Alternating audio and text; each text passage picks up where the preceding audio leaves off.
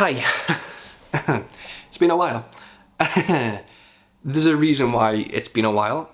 A lot of things have changed. Since I put the post out in 2019 where I said I had enough of running and it became a chore rather than a hobby, things went downhill quite quick, more so with my mental health. The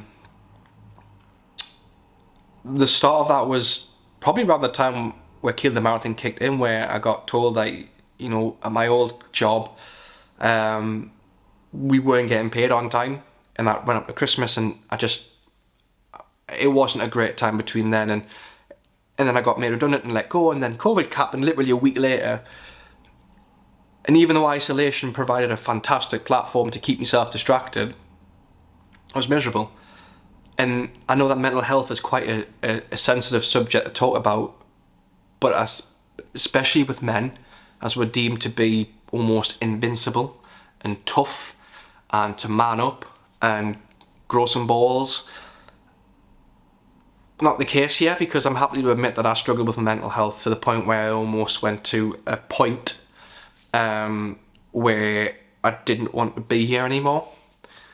And not a lot of people might know about that, but I felt like if I can open up about it, men will read this, or see this rather, and be okay to talk about it, because it is fine.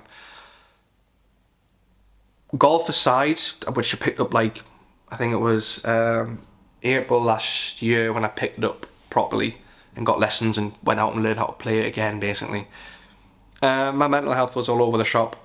I didn't want to know anyone, didn't want to do anything, didn't want to go out. If I did go out, I'd be anxious. I'd want to go out and bail as quickly as possible.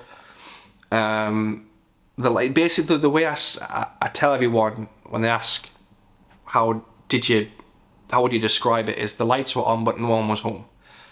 Or I was on autopilot. So I'd get up, go to work, or get up, go to the office, do a job, come off, have tea, go to bed, repeat.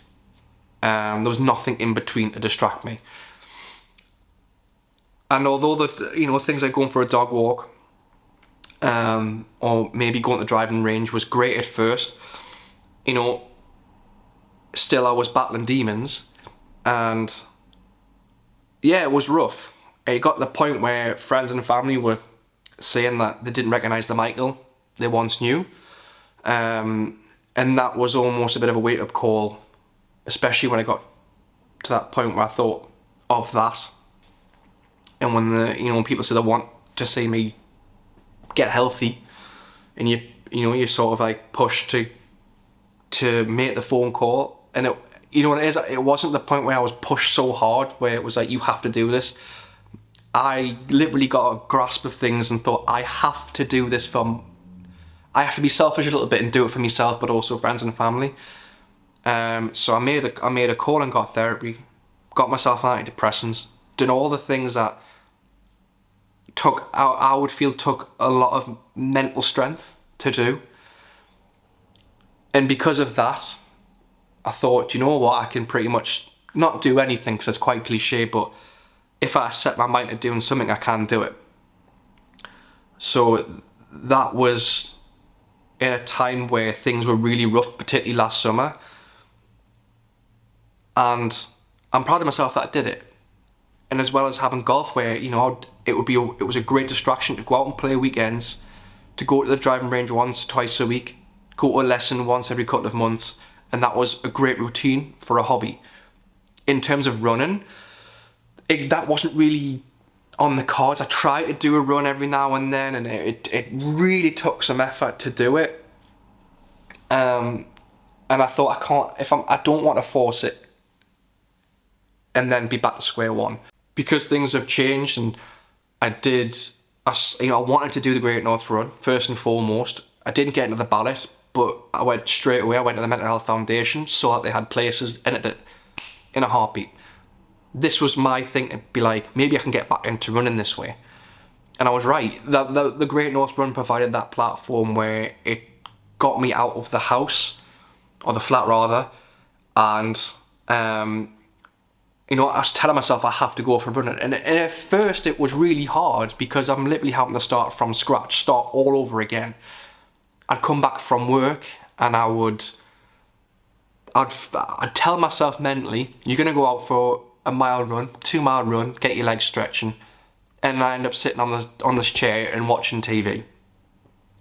And that got into a horrible routine over the first couple of weeks where I thought, I can't really leave it at the last minute or else I'm in trouble.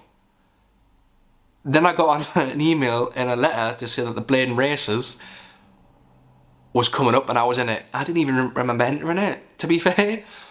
But there it was, 9th of June at the start line, and I ran 6 miles without any training off the bat. And I actually felt okay. Up until mile 4, I felt okay. Then I started to just like fizzle out a little bit. But it told me that if I can run 6 miles, I can absolutely run another 7.21. Yeah, that's the correct math. And there was ups and downs in terms of injuries. But I managed to run like a 10k comfortably. I did park run comfortably. Took a couple of goes, but I did it. I got to a point where I ran quite comfortably. And now, in terms of where I am now, you know, I'm coming off a week nearly after the Great North Run, and I put a post out, I put a reel out with a couple of the photos that I got, and I got good feedback. I put a post out today, which went on Friday the 16th, depending on when this comes out, saying that maybe I should come back in front of the camera, and people reacted well to it. So maybe this could be a starting point. Now, I'm not saying I'm going to go into this 100%, because there's a lot of things I've got to try and balance in. First and foremost, work, which is my number one focus. Then there's Morpeth Town, which I do content for. And then there's a podcast I'm involved with. So I'm trying not to do too much too soon in case I burn out and lose track of things. And I've got to squeeze in golf in there as well. So for the time being, this is a start, I guess. But I've got things like TikTok on the go. I never thought I'd be saying that. TikTok, I've made an account. You can follow it if you want. There's Insta, you can follow that if you want. Facebook, probably not going to go back to that. But if you want to follow those kind of channels, you can. I'll do that general thing where I'll leave the link in the description below. That's a thing I've missed it. I've missed saying that.